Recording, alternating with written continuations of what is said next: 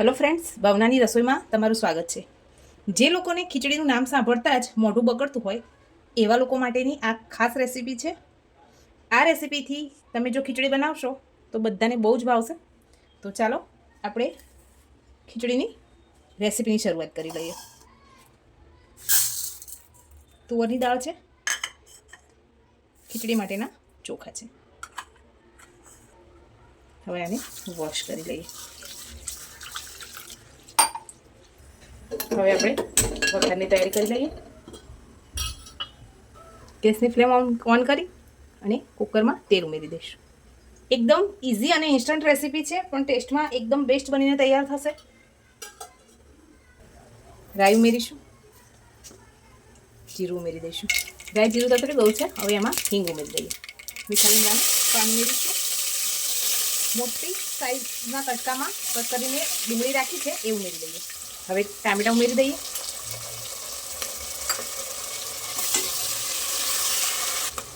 હવે જે આપણા રેગ્યુલર બેઝિક મસાલા છે એ ઉમેરી દઈએ.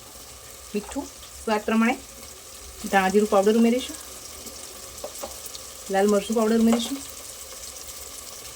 હળદર પાવડર ઉમેરી દઈએ. હવે આ ખીચડીને એક અલગ જ ટેસ્ટ આપવા માટે સૌથી લાસ્ટમાં આપણે આમાં સંભાર મસાલો એડ કરીશું, જેનાથી ખીચડીનો એકદમ સુપર ટેસ્ટ આવશે.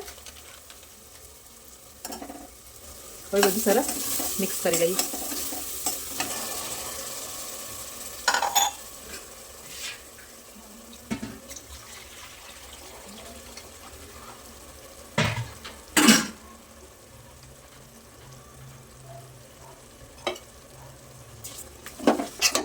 બધું મિક્સ કરી લઈએ સરસ.